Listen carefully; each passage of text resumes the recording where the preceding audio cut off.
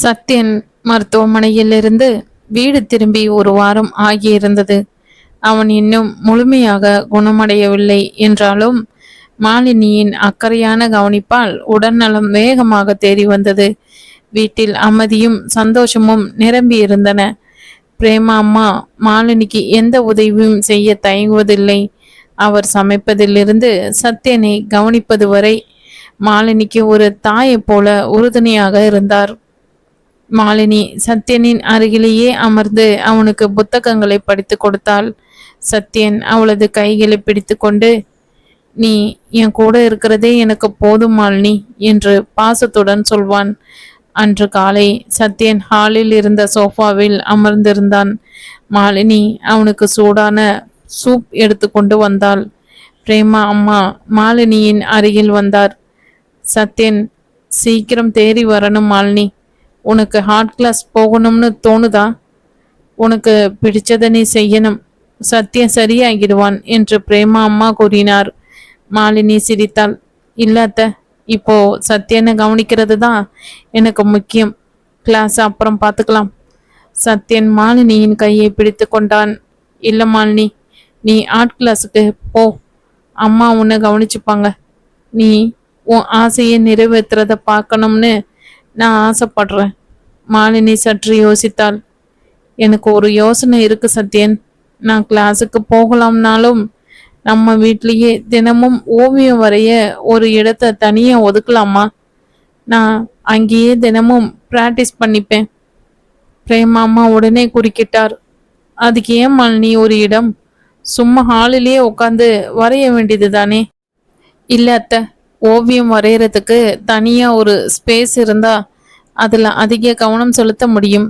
நம்ம வீட்டில் மாடியில் இருக்கிற அந்த சின்ன ரூம் சும்மா தானே இருக்கு. அதை நான் என்னோட ஓவிய கூடமாக மாற்றிக்கணும்னு ஆசைப்படுறேன் என்று மாலினி தன் நீண்ட நாள் ஆசையை வெளிப்படுத்தினாள். சத்யன் உடனடியாக, ரொம்ப நல்ல யோசனை மாலினி.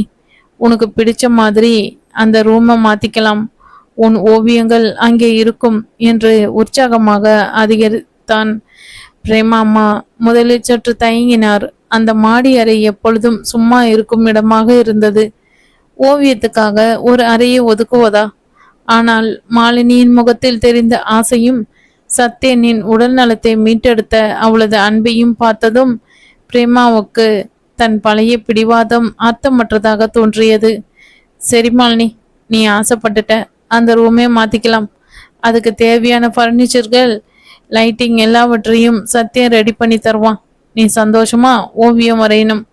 நீ ஓவியம் வரைஞ்சா வீடு சந்தோஷமா இருக்கும்னு எனக்கு இப்போ புரிஞ்சு போச்சு என்று பிரேமா அம்மா முழு மனதுடன் ஒப்புக்கொண்டார். மாலினிக்கு சந்தோஷத்தில் கண்களில் கண்ணீர் வந்தது. இத்தனை நாள் தன் ஆசையை நிறைவேற்ற விடாமல் தடுத்த மாமியாரே இப்பொழுது தன் ஓவிய கூடத்தை உருவாக்க ஒப்புக்கொண்டது அவளுக்கு கிடைத்த மிகப்பெரிய அங்கீகாரமாக இருந்தது.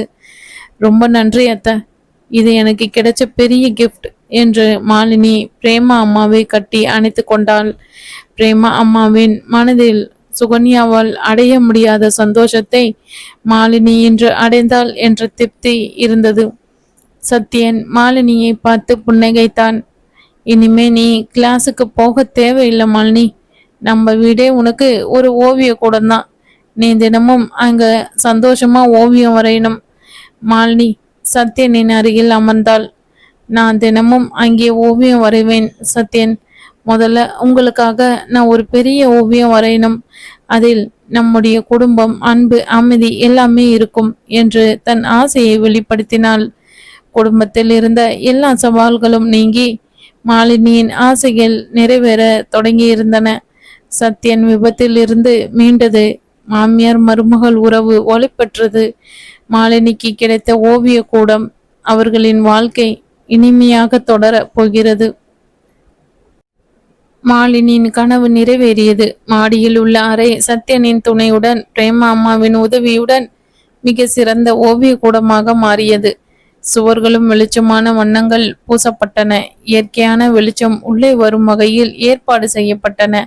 ஓவியம் வரைவதற்கு தேவையான ஸ்டாண்டுகள், வண்ணங்கள், கேன்வாஷ்கள் என அனைத்தும் சத்யன் வாங்கி போட்டான். மாலினிக்கு அந்த ஓவிய கூடம் தன் உலகமாக மாறியது. அந்த அறைக்குள் நுழைந்ததும் அவள் மனம் அமைதி அடைந்தது. அன்று காலை மாலினி தன் ஓவிய கூடத்தில் சத்யனுக்காக ஒரு புதிய பெரிய கேன்வாஸில் ஓவியம் வரைய தயாராகி கொண்டிருந்தாள். சத்யன் மெதுவாக மாடிப்படிகளில் ஏறி அவள் அருகில் வந்தான்.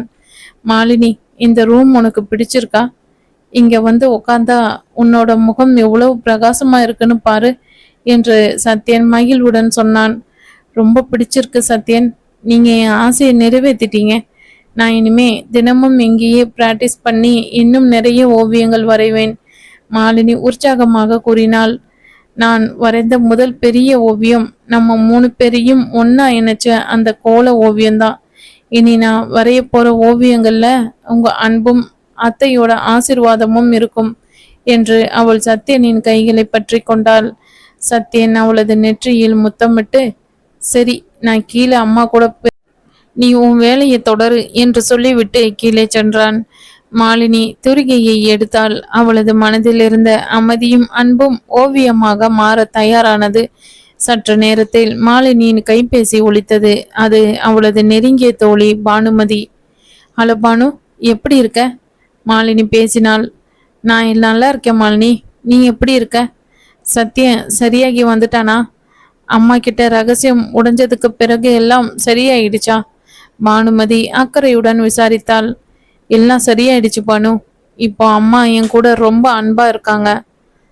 சத்யனுக்காக தான் நான் பொய் சொன்னேன்னு அவங்களுக்கு புரிஞ்சு போச்சு. இப்போ எனக்கு வீட்டில் ஒரு ஓவிய கூடமே ரெடி பண்ணி தந்திருக்காங்க. மாலினி மகிழ்ச்சியுடன் தன் புதிய வாழ்வை பற்றி சொன்னாள்.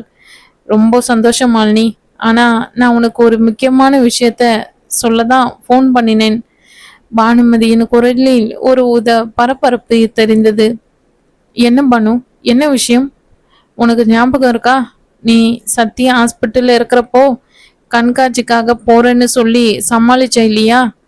ஆமா, ஏன்?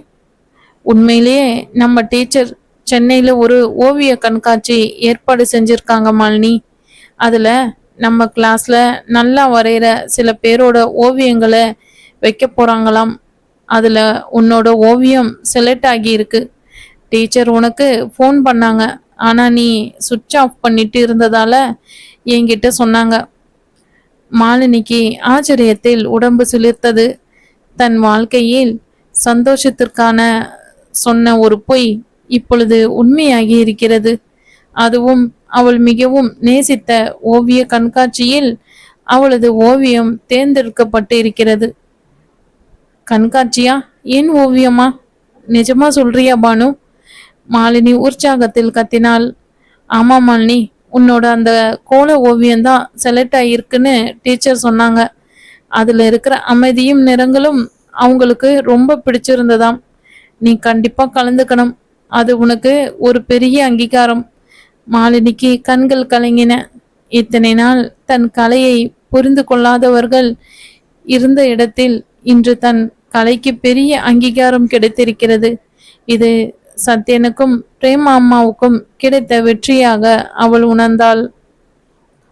கண்டிப்பா நான் போறேன் பானு. இது எனக்கு கிடைச்ச பெரிய சவால். என் வாழ்க்கையே ஒரு ஓவியமாக மாற தொடங்கி இருக்கு என்று மாலினி ஆனந்தத்துடன் சொன்னாள்.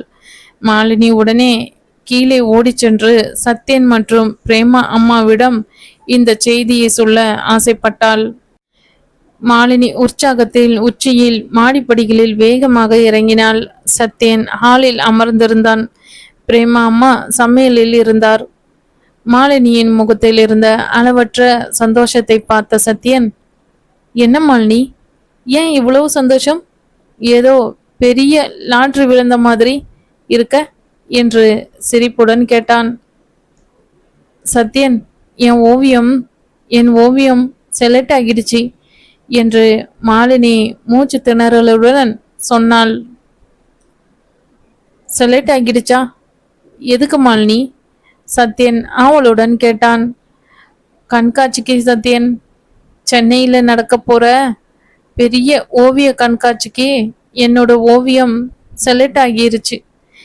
அந்த கோல ஓவியம்தான் என்று மாலினி ஒரே மூச்சில் சொன்னாள். சத்யன் மிகவும் மகிழ்ச்சி அடைந்தான். அவன் மெதுவாக எழுந்து மாலினியின் அருகில் சென்றான். என்னோட அன்பு எவ்வளவு பெரிய வெற்றியை உனக்கு கொடுத்திருக்கு மாலினி.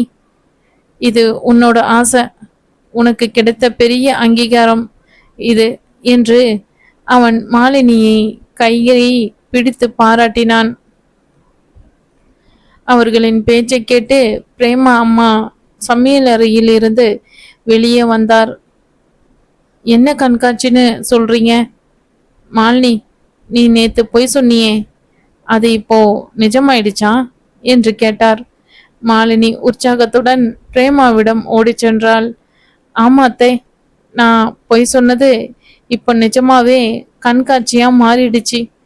என்னோட கோல ஓவியம் செலக்ட் ஆகிடுச்சாம். என் டீச்சர் சொன்னாங்க. இது எனக்கு கிடைச்ச முதல் பெரிய அங்கீகாரம் அத்தை. பிரேமா அம்மாவுக்கு வார்த்தைகளே வரவில்லை. அவர் இத்தனை நாளும் ஓவியத்தை வெறுத்து ஒதுக்கி மாலினியின் மகிழ்ச்சிக்கு தடையாக இருந்தார். அதே ஓவியம் இன்று அவருக்கு இவ்வளவு பெரிய பெருமையை கொடுத்திருக்கிறது. அந்த கோல ஓவியம் மாலினியின் அன்பை வெளிப்படுத்தியதால் தான் சத்யன் மீண்டு வந்தான். இப்பொழுது அதே ஓவியம் மாலினிக்கு அங்கீகாரத்தையும் கொடுத்திருக்கிறது. பிரேமா அம்மா மாலினியின் நெற்றியில் பாசத்துடன் முத்தமிட்டார். கடவுளே, என் பையனை நீ மீட்டு கொடுத்ததுக்கு நன்றி. இப்போ என் மருமகளுக்கு ஒரு அங்கீகாரத்தை கொடுத்திருக்கிறதுக்கும் நன்றி என்று கண்ணீருடன் சொன்னார். மாலினி, உன்னோட ஓவியம் செலக்ட் ஆனதுல எனக்கு ரொம்ப பெருமையா இருக்கு. நீ கண்டிப்பா அந்த கண்காட்சிக்கு போகணும், எல்லோருக்கும் உன் ஓவியத்தை காட்டணும் என்று பிரேமா அம்மா ஆசையுடன் சொன்னார். சத்யன், ஆமா மாலினி, நாம எல்லோரும் அந்த கண்காட்சிக்கு போகணும். நீ ஒரு பெரிய ஓவியர் ஆகணும்னு நான் ஆசைப்படுறேன் என்று தன் விருப்பத்தை தெரிவித்தான். இல்ல சத்யன், நீங்க இன்னும் முழுசா தேறி வரல. நான், அத்தை, பானுமதி எல்லோரும் போறோம். நீங்க வீட்டுல ஓய்வு எடுங்க. கண்காட்சிக்கு போனதுக்கு அப்புறம் நான் உங்களுக்காக ஒரு சர்ப்ரைஸ் வச்சிருக்கேன் என்று மாலினி கூறினாள். பிரேமா அம்மா உடனே, மாலினி சொல்றது சரிதான் சத்யன், நீ வீட்டுல ரெஸ்ட் எடு, நாங்க போயிட்டு வரோம் என்று மகனை சமாதானப்படுத்தினார். சத்யன் ஒப்புக்கொண்டான். சரி மாலினி, ஆனா எனக்கு மறக்காம எல்லா புகைப்படங்களையும் எடுத்துட்டு வரணும். மாலினியின் மனதில் இருந்த எல்லா துயரங்களும் நீங்கின. தன் ஓவியத்தின் மூலமாக தன் கணவரின் உயிரை போராடி மீட்க முடிந்தது. அதே ஓவியத்தின் மூலமாக தன் மாமியாரின் அன்பையும் அங்கீகாரத்தையும் பெற முடிந்தது. மாலினி தன் வாழ்க்கையின் முதல் ஓவிய கண்காட்சியில் கலந்து கொள்ள தயாரானாள். பிரேமா அம்மா மிகுந்த ஆர்வத்துடன் மாலினிக்கு உதவி செய்தார். மாலினி, இந்த சேலை உனக்கு ரொம்ப அழகா இருக்கும்.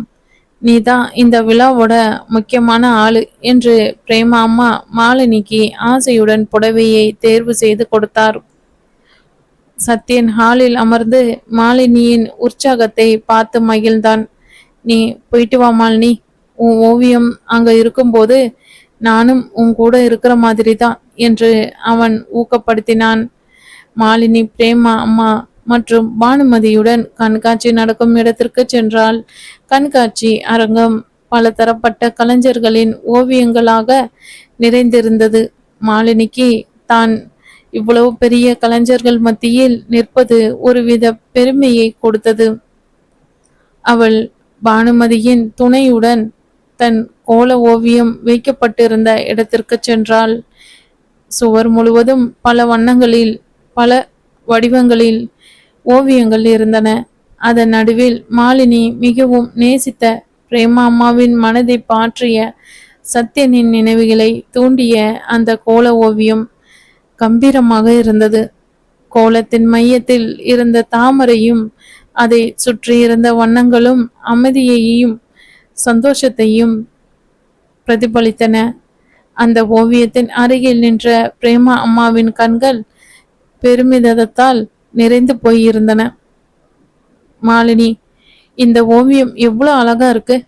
நீ இத பொய் சொல்ல பயன்படுத்தினாலும் இது உண்மையிலே இவ்வளவு அழகான அர்த்தம் கொண்டதுன்னு எனக்கு இப்பதான் புரியுது என்று பிரேமா நெகிழ்ந்தார். பானுமதி, இந்த ஓவியம் தான் மாலினி உனக்கும் சத்யனுக்கும் இடையே, உனக்கும் அத்தைக்கும் இடையே ஒரு பெரிய அன்பையும் பாலத்தையும் உருவாக்கினது என்று பாராட்டினாள். கண்காட்சி தொடங்கியதும் பல பார்வையாளர்களின் மாலினியின் ஓவியத்தின் முன்னின்று அதை பாராட்டினர். பலரும் இந்த ஓவியத்தில் ஒரு தெய்வீக அமைதி இருக்கு என்று கருத்து தெரிவித்தனர். அப்பொழுது மாலினியின் ஆர்ட் கிளாஸ் டீச்சர் மாலினியை அழைத்தார். மாலினி, உன் ஓவியம் இந்த வருஷம் கண்காட்சியில் பங்கேற்றதுல அதிக பார்வையாளர்களோட கவனத்தை ஈர்த்திருக்குன்னு உனக்கு ஒரு அங்கீகாரம் கொடுக்கலாம்னு முடிவு செஞ்சிருக்கோம் என்று டீச்சர் அறிவித்தார். பிரேமா அம்மாவுக்கு மகிழ்ச்சியில் கண்ணீர் வந்தது. அவர் மாலினியின் கைகளை பற்றி கொண்டார். இது உன்னோட வெற்றி மாலினி, உன்னோட போராட்டம் சும்மா போகல என்று மாமியார் பெருமையுடன் சொன்னார். மாலினிக்கு அந்த பெரிய மேடையில் கௌரவம் கிடைத்தது.